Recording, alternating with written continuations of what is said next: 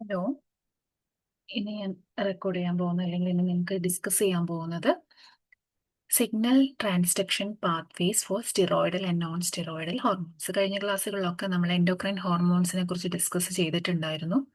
ഇനി എങ്ങനെയൊക്കെയാണ് ഈ ഹോർമോൺസ് നമ്മുടെ ബോഡിയിലേക്ക് ആക്ട് ചെയ്യുന്നതിന് അതിനെയാണ് സിഗ്നൽ ട്രാൻസ്ഡക്ഷൻ പാത്വേസ് എന്ന് പറയുന്നത്. രണ്ട് ടൈപ്പ് ഹോർമോൺസ് നമ്മൾ പഠിച്ചിട്ടുണ്ടായിരുന്നു, സ്റ്റിറോയിഡൽ ആൻഡ് നോൺ സ്റ്റിറോയിഡൽ, അതായത് വാട്ടർ സോളബിളും ഫാറ്റ് സോളബിൾ, ലിപ്പിഡ് സോളബിളും. അപ്പം ഓരോന്നായിട്ട് നമുക്ക് ഡിസ്കസ് ചെയ്യാം. ഫസ്റ്റ്, ഹോർമോൺസ് അറിയാം, ഒരു കെമിക്കൽ മെസ്സഞ്ചേഴ്സ് ആണ്. നമ്മുടെ ഫിസിയോളജിക്കൽ പ്രോസസ്സിനെ എല്ലാം റെഗുലേറ്റ് ചെയ്യുന്ന ഒരു കെമിക്കൽ മെസ്സഞ്ചേഴ്സിനെയാണ് ഹോർമോൺസ് എന്ന് പറയുന്നത്. ഈ ഹോർമോൺസിന്റെ സ്ട്രക്ചറിനെയും അതുപോലെ തന്നെ അത് എങ്ങനെയൊക്കെയാണ് നമ്മുടെ ബോഡിയിൽ ആക്ട് ചെയ്യുന്നത് ഇതിനനുസരിച്ച് നമുക്ക് രണ്ടായിട്ട് ഡിവൈഡ് ചെയ്യാം: സ്റ്റിറോയിഡൽ ഹോർമോൺസും നോൺ സ്റ്റിറോയിഡൽ ഹോർമോൺസും. ഈ നോൺ സ്റ്റിറോയിഡൽ ഹോർമോൺസിന് പെപ്റ്റൈഡ് ഓർ പ്രോട്ടീൻ ഹോർമോൺസ് എന്ന് കൂടി പറയും. ഇനി സ്റ്റിറോയിഡ് ഹോർമോൺസിനെ കുറിച്ച് പറയാം.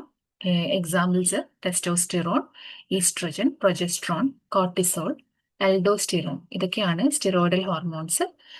ഇതിന്റെ ഒരു നാച്ചർ എന്ന് പറയുന്നത് ഓൺലി സെൽ മെംബ്രെയിനിൽ കൂടി മാത്രമേ ഇത് ബോഡിയിലേക്ക് എത്തുന്നുള്ളൂ, സെല്ലിന്റെ ഉള്ളിലേക്ക് എത്തുന്നുള്ളൂ.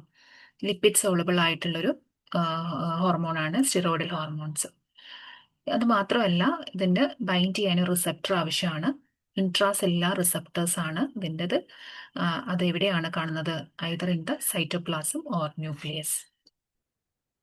ഇനി നമുക്ക് പാത്വേയിലേക്ക് കടക്കാം. മെക്കാനിസം എങ്ങനെയാണ് ഇത് ആക്ട് ചെയ്യുന്നത് നോക്കാം.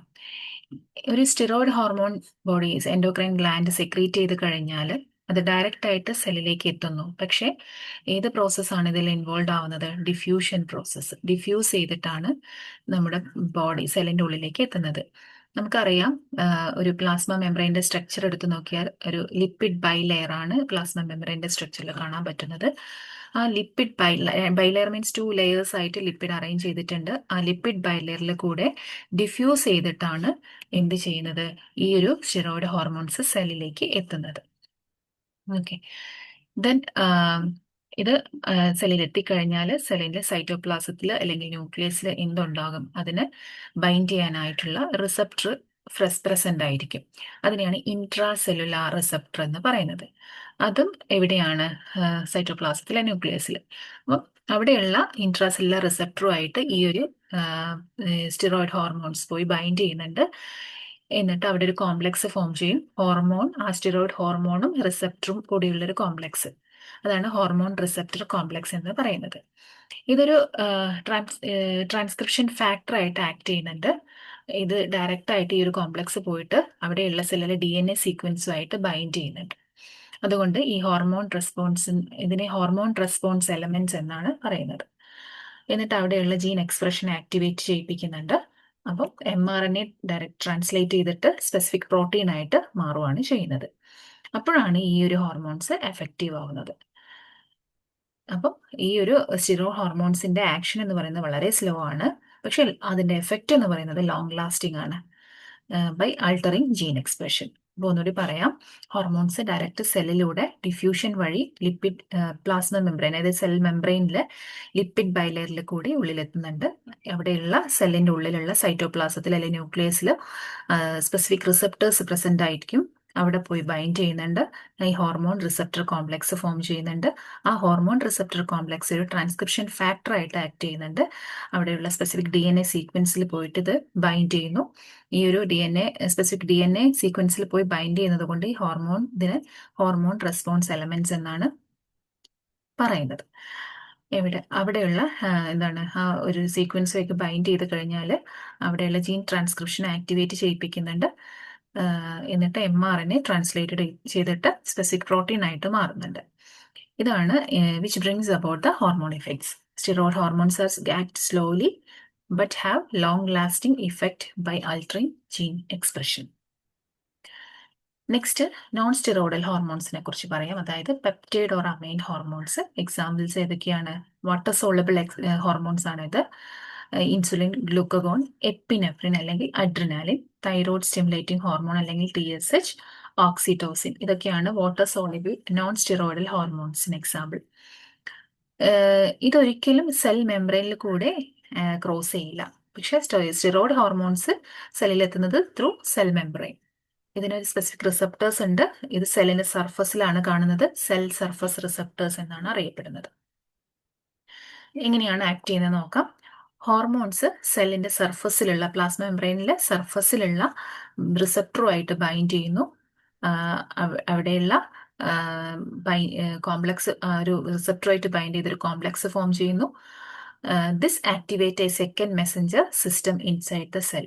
അപ്പം ഇവിടെ ബൈൻഡ് ചെയ്ത് കഴിഞ്ഞാൽ സെല്ലിന്റെ ഉള്ളിൽ ഒരു സെക്കൻഡ് മെസ്സഞ്ചർ സിസ്റ്റം ആക്ടിവേറ്റ് ആവുന്നുണ്ട്.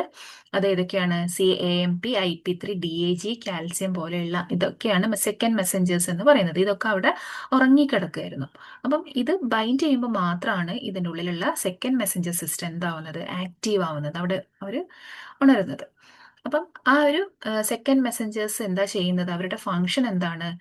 പ്രോട്ടീൻ കൈനേസ് അല്ലെങ്കിൽ എൻസൈംസിനെ ആക്ടിവേറ്റ് ചെയ്യിപ്പിക്കുകയാണ് അവരുടെ ഒരു ഫങ്ഷൻ എന്ന് പറയുന്നത്. അപ്പം അവരെന്താവും? അവരങ്ങനെ ആക്റ്റീവായി. പ്രോട്ടീൻ കൈനേസ് എന്ന് പറയുന്നത് എൻസൈം ആണ്, അതിനെ ആക്ടിവേറ്റ് ചെയ്യിപ്പിക്കുന്നുണ്ട്. അപ്പം അവിടെ ഒരു കാസ്കേഡ് ഓഫ് സെല്ലാർ റിയാക്ഷൻ അവിടെ നടക്കുന്നുണ്ട്. ഫൈനലി സെല്ലാർ റെസ്പോൺസ് നടന്നു. എന്ത് ചെയ്യുന്നുണ്ട്? മെറ്റബോളിസം ഇപ്പൊ എന്തായിക്കോട്ടെ, ചിലപ്പോൾ ഈ ഒരു ഹോർമോൺസിനെ കൊണ്ട് എന്തെങ്കിലും സെക്രീറ്റ് ചെയ്യാനോ അല്ലെങ്കിൽ മെറ്റബോളിസം നടക്കാനോ മസിൽ കൺട്രാക്ഷൻ നടക്കാനോ എന്തോ ആയിക്കോട്ടെ, ആ ഒരു സെല്ലാർ റെസ്പോൺസ് അവിടെ നടക്കുന്നുണ്ട്.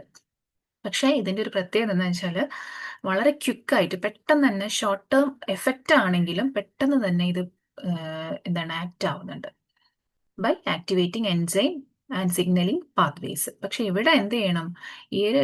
ഈ ഒരു ഹോർമോൺസ് സെല്ലിന്റെ ഉള്ളിലേക്ക് പ്ലാസ്മ മെംബ്രെയിൻ വഴി കടക്കുന്നില്ല. സെൽ സർഫസിൽ തന്നെ റിസപ്റ്റേഴ്സ് ഉണ്ട്. ആ റിസപ്റ്ററുമായിട്ട് ബൈൻഡ് ചെയ്യുമ്പോൾ ഞാൻ വന്നിട്ടുണ്ട് എന്നുള്ളൊരു മെസ്സേജ് ആർക്ക് കിട്ടും?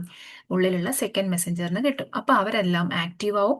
അവര് പോയിട്ട് അവിടെയുള്ള പ്രോട്ടീൻ കൈനേസ് എന്ന എൻസൈമിനെ ആക്ടിവേറ്റ് ചെയ്യിപ്പിക്കുന്നുണ്ട്. അവരാണ് സെല്ലുലാർ റിയാക്ഷൻ, ഒരു കാസ്കേഡ് ഓഫ് സെല്ലുലാർ റിയാക്ഷൻ നടക്കാൻ വേണ്ടിയിട്ട് കാരണമാകുന്നുണ്ട്. എന്നിട്ട് സെല്ല് റെസ്പോണ്ട് ചെയ്യുന്നുണ്ട്. ഈ ഒരു ഹോർമോൺസിന്റെ സെക്രീഷൻ കൊണ്ട് എന്ത് റെസ്പോൺസ് ആണോ ഉണ്ടാവേണ്ടത് ആ റെസ്പോൺസ് അവിടെ കാണിക്കുന്നുണ്ട്. പക്ഷെ വളരെ ക്വിക്കായിട്ടാണ് നടക്കുന്നത്. പക്ഷെ ഈ ഒരു എഫക്റ്റ് എന്ന് പറയുന്നത് വളരെ ഷോർട്ട് ടേം എഫക്റ്റ് ആണ്. എൻസൈമിനെ ആക്ടിവേറ്റ് ചെയ്യിപ്പിക്കുക, സിഗ്നലിംഗ് പാത്വേ നടക്കുക. ഓക്കെ, അപ്പം ഇതാണ് അതിൻ്റെ ഒരു കാര്യങ്ങൾ പറയുന്നത്. സോളിബിലിറ്റി പറയുകയാണെങ്കിൽ സ്റ്റിറോയിഡ് ലിപ്പിഡ് സോളിബിൾ ആണ്. Non steroidal hormones water soluble ആണ്. ഇനി സ്റ്റിറോയിഡ് ഹോർമോൺസിന്റെ റിസപ്റ്റർ എവിടെയാണ് കാണുന്നത്? സൈറ്റോപ്ലാസത്തിലോ ന്യൂക്ലിയസിലോ, അതായത് ഇൻട്രാസെല്ലിന്റെ ഉള്ളിലാണ് കാണുന്നത്.